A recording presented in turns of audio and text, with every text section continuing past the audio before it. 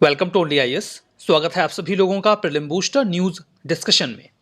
आज है 12 नवंबर 2021।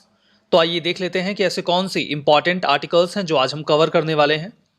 हमारा first article MP LADS scheme के बारे में है। इसका फुल फॉर्म है member of parliament local area development scheme. नाम से स्पष्ट है कि जो मेंबर ऑफ पार्लियामेंट्स होते हैं वो लोकल एरिया के डेवलपमेंट के लिए कुछ काम करेंगे, उसी के संबंध में ये स्कीम होगी। नाम से आइडिया लग रहा है।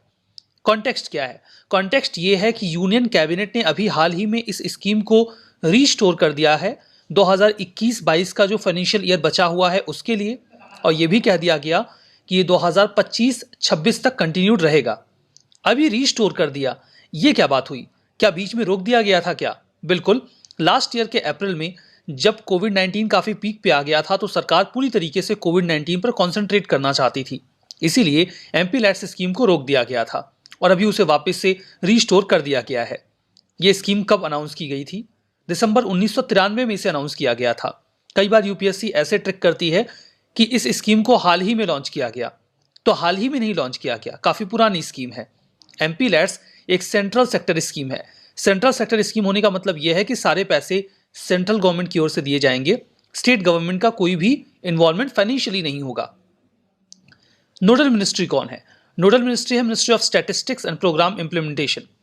मिनिस्ट्रीज पर आप ध्यान रखिए, बिकॉज यूपीएससी कई बार आपसे पूछ लेती है स्टेटमेंट में कि ये प्रोग्राम या ये स्कीम इस मिनिस्ट्री से एसोसिएटेड है। तो ये MP LADS scheme ministry of statistics and programme implementation का है, ये आपको याद रखना है। ऑब्जेक्टिव क्या है? नाम से बिल्कुल क्लियर है। जो मेंबर ऑफ पार्लियामेंट्स होंगे वो वर्क रिकमेंड करेंगे जो भी उनका एरिया है जहां से वो जीत कर आए हैं वहां पर। ये ऐसे काम होंगे जो ड्यूरेबल हों और कम्युनिटी एसेट हों। मतलब ऐसा नहीं कि अपने घर में वो कोई बिल्डिंग बनवा रहे हैं, कोई रोड बनवा रहे हैं, ऐसा कुछ नहीं। कम्युनिटी एसेट होना चाहिए जो सभी के काम आए, जैसे कि drinking water, primary education, public health, sanitation, road, इन सबको डेवलप करने के लिए वो पैसे खर्च कर सकते हैं। एमपी लैट्स कैसे काम करेगा? जो मेंबर ऑफ पार्लियामेंट हैं वो वर्क रिकमेंड करेंगे कि मैं चाहता हूं कि इस जगह पे रोड नहीं है, यहां रोड बनाइए, आप यहां पर पानी की व्यवस्था नहीं है, यहां पर पानी की व्यवस्था करिए। ये रिकमेंडेशन वो नोडल डिस्ट्रिक्ट अथॉरिटी को देंगे। जो नोडल डिस्ट्रिक्ट अथॉरिटी है वो इस काम को करवाने के लिए रिस्पॉन्सिबल होंगे। उसके बाद जो डिटेल्ड वर्क है वो कैसे हुआ और उस पर क्या खर्चा आया, वो उसकी रिपोर्ट मेंबर ऑफ पार्लियामेंट को सौंप देंगे। ये जो फंक्शनिंग है वो कैसे मेंबर ऑफ पार्लियामेंट करते हैं, मतलब इसके लिए उन्हें कितने पैसे मिलते हैं। उन्हें per annum MP LADS scheme के तहत 5 करोड़ रुपए मिलते हैं अपनी एरिया के डेवलपमेंट के लिए। ये पैसे उन्हें 2.5 करोड़ के 2 इंस्टॉलमेंट में मिलते हैं। ये नॉन लैप्सेबल है, मतलब अगर वो एक साल में उस पैसे को खर्च नहीं भी कर पाए तो वो लैप्स नहीं करेगा, बल्कि वो अगले साल उस पैसे को खर्च कर सकते हैं। देखिए, जैसे एक मेंबर ऑफ पार्लियामेंट जो किसी कॉन्स्टिट्यूएंसी से जीत कर आया है, वहां तो मामला क्लियर है, उसे अपनी कॉन्स्टिट्यूएंसी में डेवलपमेंट करना है। लेकिन जो राज्यसभा के मेंबर ऑफ पार्लियामेंट हैं वो कहाँ डेवलपमेंट करेंगे? मतलब वो किसी कॉन्स्टिट्यूएंसी से तो आते नहीं है। तो राज्यसभा के जो एमपीज होते हैं वो किसी न किसी राज्य से आते हैं ना, तो वो अपने राज्य में कहीं भी डेवलपमेंट का काम कर सकते हैं। अब चलिए, राज्यसभा का भी समझ में आ गया कि वो किसी राज्य से आए हैं तो पूरे राज्य में कर सकते हैं। जो लोकसभा में एमपीज हैं वो अपनी कॉन्स्टिट्यूएंसी में डेवलपमेंट करेंगे। जो मेंबर्स नॉमिनेटेड हैं उनका तो ना कोई राज्य है पार्टिकुलरली, अब देखिए है तो पूरा देश और कोई ना कोई राज्य होगा ही, बट वो ऐसी किसी स्पेसिफिक स्टेट से या कॉन्स्टिट्यूएंसी से तो आए नहीं है, वो कहाँ डेवलपमेंट करेंगे? तो सिंपली राज्यसभा या लोकसभा में जो नॉमिनेटेड मेंबर्स हैं वो पूरे देश में कहीं भी एमपी लैट्स स्कीम के तहत डेवलपमेंट का काम करवा सकते हैं। हमारा नेक्स्ट आर्टिकल उनाके ओबावा के बारे में है। कर्नाटका की सरकार ने डिसाइड किया है कि वो 11 नवंबर को हर साल उनाके ओबावा जयंती मनाएंगे। उनाके ओबावा एक वुमेन वॉरियर थी जो सिंगल हैंडेडली हैदर अली की फोर्सेस से लड़ गई थी। इस लड़ाई में उन्होंने पेस्टल का इस्तेमाल किया, जिसे कन्नड़ लैंग्वेज में उनाके बोलते हैं। ये पेस्टल क्या होता है? ओखली में सिर दिया तो मूसलों से डरना क्या, ये एक कहावत आपने सुनी होगी। तो ओखली एक पत्थर की डिप्रेशन वाली आकृति होती है जिसमें किसी अनाज को रख के कूटा जा सकता है या तोड़ा जा सकता है। इसके लिए लकड़ी के एक मूसल का इस्तेमाल किया जाता है जिसमें बीच में एक हत्थानुमा आकृति होती है जहां से इसे पकड़ा जा सकता है। भारी होता है ये। महिलाएं इसका अक्सर इस्तेमाल करती थी अनाज को कूटने, तोड़ने या दाल वगैरह तैयार करने के लिए। तो उनके हाथ इस पर बैठे होते थे। तो इसी पेस्टल उनाके का इस्तेमाल किया गया ओबावा जी के द्वारा इस पूरे कॉन्फ्लिक्ट में। ये जो संघर्ष था वो चित्रदुर्ग में हुआ था, जो वर्तमान के कर्नाटका में है। घटना 18 सेंचुरी की है। वो चित्रदुर्ग फोर्ट को प्रोटेक्ट करने की कोशिश कर रही थी और उसी दौरान उन्होंने अपनी अंतिम सांस भी ली इसी कॉन्फ्लिक्ट के दौरान। ये जो चित्रदुर्ग फोर्ट था उस समय वो मदाकारी नायक का हुआ करता था 18वीं शताब्दी में, जिनके ऊपर हैदर अली की फोर्सेस ने हमला किया था। चित्रदुर्ग फोर्ट, इसे लोकली एलुसुत्तिना कोटे भी कहा जाता है, मतलब एक ऐसा फोर्ट जो 7 सर्कल से बना हुआ है। ये कन्नड़ लैंग्वेज में इसे एलुसुत्तिना कोटे पुकारते हैं। ये आपको बेंगलुरु से 200 किलोमीटर नॉर्थ वेस्ट में मिलेगा। उनाके ओबावा एक सोल्जर थे, कहाले मुड्डा हनुमा ये फोर्ट को गार्ड करते थे, उन्हीं की वाइफ थी। ओबावा जी का सिग्निफिकेंस क्या है? देखिए, ओबावा जी को कन्नड़ प्राइड के रूप में या उसके एक सिंबल के रूप में स्वीकार किया जाता है कर्नाटका स्टेट में। उन्होंने जो करेज दिखाया, क्विक थिंकिंग दिखाई चित्रदुर्ग फोर्ट को प्रोटेक्ट करने के लिए, वो आज भी याद किया जाता है। इसके अतिरिक्त अभी 2018 में चित्रदुर्ग की पुलिस ने ओबावा पद एक स्क्वाड वुमेन का तैयार किया था, वुमेन पुलिस कांस्टेबल्स का, जिनका काम था कि वो वुमेन को प्रोटेक्ट करें और एजुकेट करें डिस्ट्रिक्ट में। बाद में इसे बेंगलोर तक भी एक्सटेंड कर दिया गया। ये सारी बातें ओनाके ओबावा के बारे में। हमारा नेक्स्ट आर्टिकल यमुना रिवर फ्रोदिंग के बारे में है। फ्रोदिंग का मतलब होता है झाग। अभी न्यूज में आपने देखा होगा यमुना नदी के ऊपर एक पूरा झाग देखने को मिला। ये जैसे हर साल होने लगा है या समय समय पर अक्सर ऐसा झाग यमुना नदी में देखा जाता है। ये फ्रोथ बनता कैसे है? देखिए, जो फ्रोथ है वो हमें कई सारी लेक्स और स्ट्रीम्स में देखने को मिलता है। ये सिंबल है कि जो स्ट्रीम का पानी है या लेक का पानी है वो गंदा हो चुका है, पोल्यूट हो चुका है। जो फोम के बबल्स होते हैं वो तब तैयार हो जाते हैं जब कोई ऑर्गेनिक मैटर डिकम्पोज होता है। ऑर्गेनिक मैटर का किसी भी लिविंग मैटर से रिलेशन है, वो प्लांट्स और एनिमल्स कोई भी हो सकते हैं। जो फोम के बबल्स होते हैं वो ऑब्वियसली पानी से हल्के होते हैं, इसीलिए वो पानी पर एक लेयर के रूप में फैल जाते हैं। ये यूजुअली इस वजह से भी कॉज होता है बिकॉज हम देखते हैं कि कई सारी जगहों से या तो अनट्रीटेड या पुअरली ट्रीटेड गंदा पानी नदियों में या वाटर स्ट्रीम्स में छोड़ दिया जाता है। इंडस्ट्रियल वेस्ट पानी में चला जाता है जो फ्रोदिंग कॉज करता है।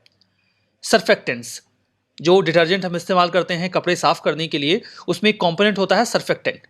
वो प्राइमरी क्लीनिंग एजेंट होता है जो गंदगी को निकालता है। इसके अलावा उसमें फॉस्फेट भी पाया जाता है।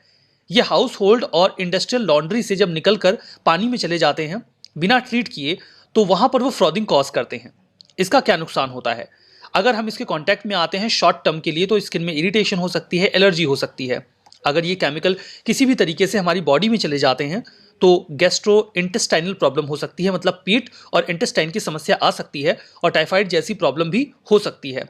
लॉन्ग टर्म एक्सपोजर हमारा अगर हैवी मेटल्स से होता है जो इंडस्ट्रियल पोल्यूटेंट्स से निकलते हैं तो इससे न्यूरोलॉजिकल इश्यूज हो सकते हैं और हार्मोनल इम्बैलेंस भी हो सकता है। हमारा नेक्स्ट आर्टिकल जनजातीय गौरव दिवस के बारे में है। यूनियन कैबिनेट ने 15 नवंबर को जनजातीय गौरव दिवस के रूप में सेलिब्रेट करने का मन बनाया है। इसका उद्देश्य ये होगा कि जो ब्रेव ट्राइबल फ्रीडम फाइटर्स हैं हम उन्हें याद करें और आने वाली जनरेशन उनके सेक्रीफाइस को, उनके बलिदान को एक्नॉलेज करे। कई सारे फ्रीडम फाइटर्स रहे हैं जो ट्राइबल रीजन से हमारे देश के लिए लड़े। हम चाहते हैं कि हम इस दिन को उन्हें याद करने के लिए सेलिब्रेट करें। कई सारे ट्राइबल्स थे जिन्होंने एफर्ट किए इंडिया की कल्चरल हेरिटेज को प्रिजर्व करने के लिए और उन्होंने अंग्रेजों के सामने लोहा लिया। जो ट्राइबल फ्रीडम फाइटर्स हैं उनके लिए रांची में एक म्यूजियम भी इनॉग्रेट किया जाएगा हमारे प्राइम मिनिस्टर के द्वारा। 15 नवंबर क्यों चुना गया? क्योंकि 15 नवंबर एक बहुत ही प्रोमिनेंट ट्राइबल लीडर रहे हैं जिन्होंने ब्रिटिशर्स के खिलाफ लड़ाई लड़ी। उनकी बर्थ एनिवर्सरी है। नाम से आप परिचित होंगे, बिरसा मुंडा। 15 नवंबर 1875 को इनका जन्म हुआ था मुंडा ट्राइब में। इन्होंने एक ट्राइबल मूवमेंट स्टार्ट किया अंग्रेजों के खिलाफ मॉडर्न डे झारखंड और बिहार में। उन्हें इसके लिए याद किया जाता है और कई सारी ट्राइबल कम्युनिटी के लोग उन्हें गॉड की तरह पूजते भी हैं। हमारा next article zero emission vehicle transition council के बारे में है। नाम से स्पष्ट है कि यह काउंसिल इस तरीके से काम करती होगी कि दुनिया भर में जो व्हीकल्स हैं वो इस तरीके से ट्रांजिशन में आए जैसे अभी हम पेट्रोल डीजल इनसे व्हीकल्स रन करते हैं जो पोल्यूशन कॉज करते हैं, एमिशन करते हैं। तो हम ऐसे सोर्सेस का इस्तेमाल करें जिससे इन व्हीकल्स में एमिशन जीरो हो जाए। ट्रांसपोर्ट डे जो COP 26 का रहा वहां पर इंडिया की ओर से नीति आयोग ने पार्टिसिपेट किया 4th मिनिस्ट्रियल डायलॉग में। यह डायलॉग था zero emission vehicle transition council का। इसी दौरान ई अमृत पोर्टल भी लॉन्च किया गया। ये क्या है? ये एक ग्लोबल फोरम है जहां पर हम पॉलिटिकल कोऑपरेशन इंश्योर करते हैं ताकि दुनिया भर में जो व्हीकल्स इस्तेमाल की जा रही हैं वो ऐसी एनर्जी सोर्स से रन करें जिससे एमिशन जीरो हो जाए। इस काउंसिल को 2020 में नवंबर में तैयार किया गया था। पर्पस बिल्कुल साफ है, दुनिया भर के मिनिस्टर्स और रिप्रेजेंटेटिव्स को एक साथ लेकर आना है जो ऑटोमोबाइल मार्केट के हैं, ताकि हम फास्टर, चीपर और ईजियर ट्रांजिशन कर सकें इलेक्ट्रॉनिक व्हीकल्स की ओर। हमारा next article defence technology and trade initiative के बारे में है। इंडिया यूएसए की 11th DTTI की मीटिंग अभी हाल ही में हुई। इंडिया अपनी डिफेंस की नीड के लिए यूएसए पर भी डिपेंडेंट रहता है, कोऑपरेशन जरूरी है। इसी उद्देश्य से DTTI को 2012 में लॉन्च किया गया था। इसकी मीटिंग साल में 2 बार होती है, इंडिया और यूएस में अल्टरनेटिवली। इस बार हालांकि ये मीटिंग वर्चुअली हुई।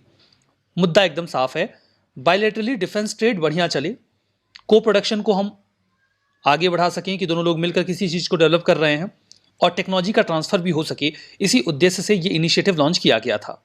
इसे चेयर किया गया जो इंडिया की यूएसए की ओर से जो under secretary of defence for acquisition and sustainment है उनके द्वारा, और इंडिया की ओर से सेक्रेटरी फॉर डिफेंस प्रोटेक्शन के द्वारा। आउटकम क्या निकला? एक डील साइन की गई है कि इंडिया और यूएस साथ में मिलकर air launched unmanned aerial vehicle यानी कि ड्रोन डेवलप करेंगे। डिफेंस इंडस्ट्री कोलैबोरेशन फोरम भी तैयार किया गया जहां पर वेरियस प्राइवेट एंटिटीज एक साथ मिलकर आए जो डिफेंस में इन्वॉल्व रहते हैं ताकि वो आपस में बातचीत कर सकें। 4 ज्वाइंट वर्किंग ग्रुप भी बनाए गए DTTI के भीतर ही, जो लैंड, नेवल, एयर और एयरक्राफ्ट कैरियर के टेक्नोलॉजीज के फील्ड में एक साथ मिलकर जो प्रोजेक्ट्स एग्रीड होंगे उन पर काम करेंगे। हमारा नेक्स्ट आर्टिकल ईसी सानेक के बारे में है। ईसी सानेक डायनासोर की एक नई प्रजाति है। यह प्रजाति हमें ग्रीनलैंड के ईस्टर्न पार्ट में जो एक पेनिनसुला है जेमेसन लैंड का, वहां पर मिली थी। लोकेशन देखिए, यह है ग्रीनलैंड। ग्रीनलैंड में ये आपको एक पेनिनसुला दिख रहा होगा। मैप बड़ा करते हैं, ये ग्रीनलैंड का मैप है। ये जो पेनिनसुला है इसी का नाम है जेमेसन लैंड।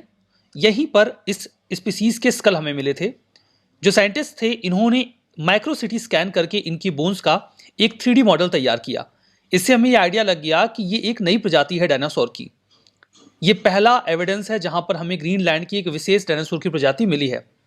2 स्कल तो हमें जुवेनाइल के मिले हैं जो छोटे थे डायनासोर्स, और एक एडल्ट इंडिविजुअल का स्कल भी हमें मिला। ये जो डायनासोर हैं ये 214 मिलियन साल पुराने हैं, मीडियम साइज के थे और इनकी गर्दन लंबी हुआ करती थी। ये हर्बीवोर थे, शाकाहारी थे। सौरोपॉड्स जो धरती पर पाए जाने वाले अभी तक के सबसे बड़े लैंड एनिमल्स रहे हैं यानी कि डायनासोर्स, ये उनके पूर्ववर्ती थे। मतलब माना जाता है कि यही डेवलप होकर आगे सौरोपॉड्स बन गए थे। अब आइए रिवीजन कर लेते हैं। MPLADS scheme central sector scheme है मिनिस्ट्री ऑफ फाइनेंस के तहत। गलत है, हमने पढ़ा था कि ये scheme ministry of statistics and programme implementation की है, तो ये तो गलत हो गया पहला। इसके अलावा दूसरा, ओनाके ओबावा वुमेन वॉरियर थी, हैदर अली की फोर्सेस के साथ लड़ी, ये सही है। Defence technology and trade initiative 2012 में लॉन्च किया गया, ये भी सही है। तो आज का सेशन यहीं पर समाप्त करेंगे। बहुत बहुत धन्यवाद।